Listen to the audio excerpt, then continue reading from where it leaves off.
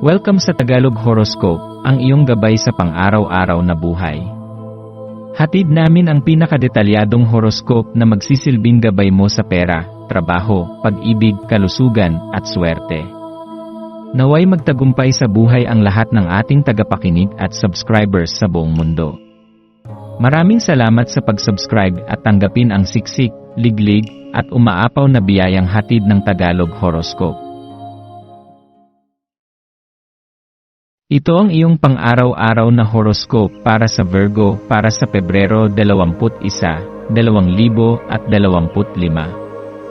Sa araw na ito, isang matinding pakiramdam ng determinasyon ang dumadaloy sa iyong pagkatao, na lalong nagpapalakas sa iyong likas na dedikasyon sa bawat gawain na iyong hinaharap.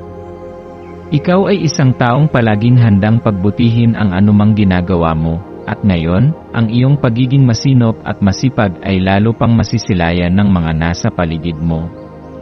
Marahil ay mapapansin mong mas matindi ang iyong focus at mas madali mong natatapos ang iyong mga gawain. Ang iyong kakayahang maglaan ng oras sa mga detalyeng madalas na hindi napapansin ng iba ay nagbibigay sa iyo ng bentahe. Ang araw na ito ay tila isang pagkakataon upang ipakita ang lalim ng iyong talento at kakayahan na maaaring magdulot ng inspirasyon sa iba at magbigay ng mas mataas na pagpapahalaga sa iyong sarili. Hindi lamang ito tungkol sa pagtatapos ng isang proyekto o gawain, ito rin ay tungkol sa pagpapamalas ng iyong pagiging masigasig sa lahat ng aspeto ng iyong buhay. Habang nilalakad mo ang landas ng iyong pang-araw-araw na buhay, mapapansin mo na may kakaibang lalim ang iyong mga gawain ngayon. Ang enerhiyang umiikot sa iyo ay tila nagbibigay ng bagong sigla at mas matinding koneksyon sa bawat hakbang na iyong ginagawa. Ang mga proyektong matagal mo nang binibigyang pansin ay maaaring biglang magkaroon ng bagong kulay at kahulugan na para bang natutuklasan mo ang isang aspeto ng iyong sarili na hindi mo pa lubos na nauunawaan noon. Maaaring isang simpleng ideya lamang ito noon, ngunit ngayon, tila ito ay nabubuhay at nagiging isang bagay na may tunay na potensyal. Ang bawat kilos mo ay nagkakaroon ng mas malalim na kahulugan, mula sa paraan ng iyong pakikitungo sa iba hanggang sa iyong mga iniisip tungkol sa hinaharap. Ang koneksyon mo sa iyong trabaho, sa iyong mga mahal sa buhay, at sa iyong sarili ay nagiging mas malinaw, na nagbibigay sa iyo ng mas malakas na pakiramdam ng layunin at direksyon. Ang buwan na dumadaan sa Sagittarius ay nagtutulak sa iyo na yakapin ang tuwa at sigla na dulot ng pagpapamalas ng iyong talento. May kakaibang kasabikan sa pagpapahayag ng iyong kakayahan, lalo na kung ito ay isang bagay na malapit sa iyong puso. Kung ikaw ay nasa larangan ng sining, maaari mong maramdaman ang matinding inspirasyon upang lumikha ng isang bagay na tunay na makabuluhan. Kung ikaw naman ay nasa larangan ng negosyo o propesyon, maaaring dumating ang isang pagkakataon upang ipakita ang iyong husay at makapagbigay ng positibong impresyon sa iba. Huwag kang matakot na ipakita ang iyong husay, dahil ngayon ay isang magandang pagkakataon upang ipahayag ang iyong sarili ng buo at may kumpiyansa. Ang mundo ay naghihintay na masaksihan ang iyong natatanging sining, husay at talino. Minsan, ang pagkuha ng isang maliit na hakbang patungo sa pagpapakita ng iyong talento ay maaaring magdulot ng malalaking pagbabago sa iyong buhay. Sa araw na ito, maaari mong maramdaman ang isang banayad, ngunit makapangyarihang enerhiya na nag-aanyaya sa iyo upang tuklasin ang mga bahagi ng iyong sarili na hindi mo pa ganap na nalilinang. Maaaring may mga damdamin o pangarap na matagal nang nasa sulok ng iyong isipan, ngunit hindi mo pa nabibigyang pansin ng lubusan. Ang araw na ito ay isang pagkakataon upang bigyang pansin ang mga ito, at hayaang lumabas ang iyong tunay na pagkatao. Maaring mayroong isang bagay na matagal mo nang gustong gawin, isang panaginip na matagal nang natutulog sa iyong puso, ngunit ngayon, mararamdaman mong ito na ang tamang oras upang ito ay bigyan ng buhay. Ang pagsulat ng iyong mga pangarap, paggawa ng isang vision board, o simpleng pagmumuni-muni tungkol sa hinaharap ay maaaring makatulong sa iyong pag-unlad ngayon. Habang dumadaloy ang araw, maaari ka ring makaranas ng mga sandali kung saan ang mga lumang takot o pag-aalinlangan ay biglang lilitaw. Minsan, ang mga alaala ng nakaraan ay nagbabalik upang subukin tayo at ipaalala ang ating mga kahinaan. Ngunit tandaan na ang tunay na lakas ay nagmumula sa kakayahang harapin ang mga aninong ito nang hindi natitinag. Ang mga takot at pag-aalinlangan ay bahagi ng proseso ng pag-unlad, hindi mo kailangang hayaan silang kontrolin ang iyong damdamin o mga desisyon.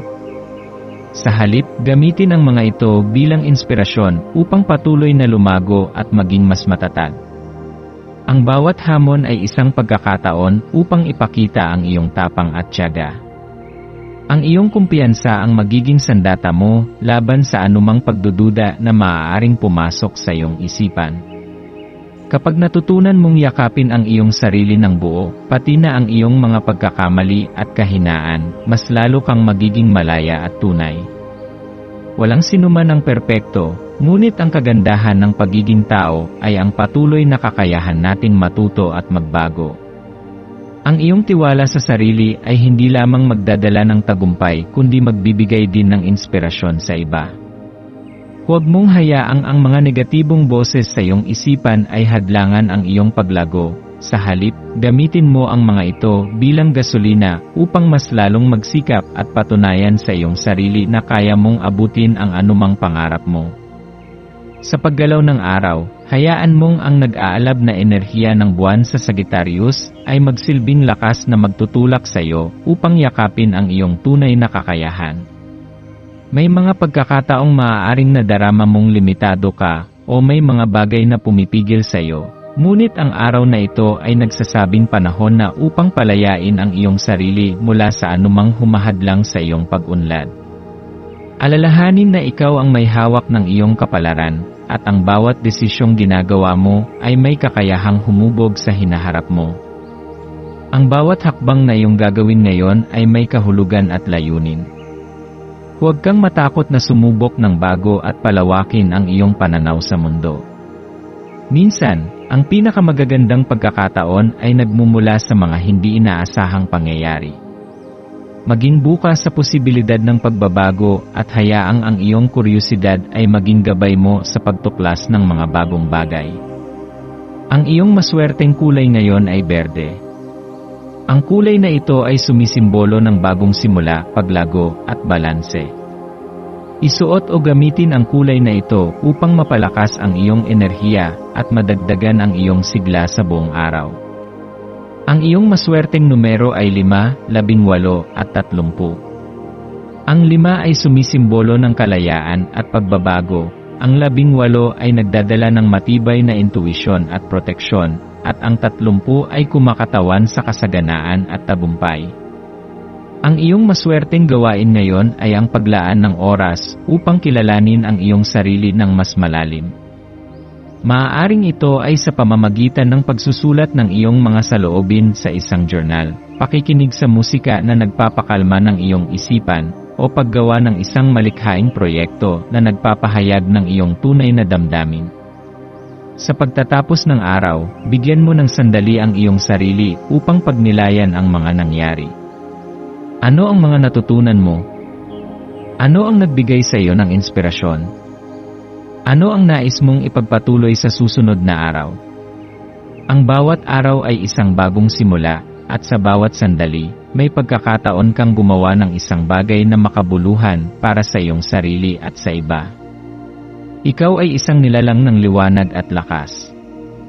Hindi mo kailangang maghintay ng tamang sandali upang ipakita ang iyong tunay na sarili, ang sandaling iyon ay ngayon. Yakapin mo ang iyong kapangyarihan, pahalagahan ang iyong paglalakbay, at magtiwala na ang universo ay may magandang plano para sa iyo. Magpatuloy ka at huwag kang matakot na ipakita sa mundo kung sino ka talaga.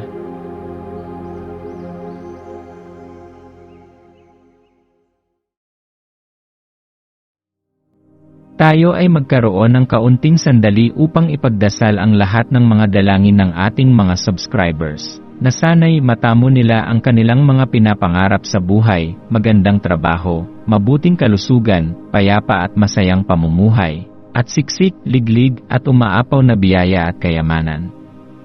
Ipinagdarasal namin ng mataimtim ang lahat ng mga komento sa nakaraang video, at hinihiling namin, Panginoon, na pagpalain mo ang ating mga subscribers ng masayang buhay sa mundong ibabaw. Maraming salamat po. Maraming salamat sa panonood ng iyong horoscope ngayon araw. Naway gabayan ka ng mga bituin sa iyong landas. Huwag kalimutang mag-like, share, at subscribe para sa iba pang cosmic na kaalaman. Hanggang sa muli, manatiling konektado sa universo.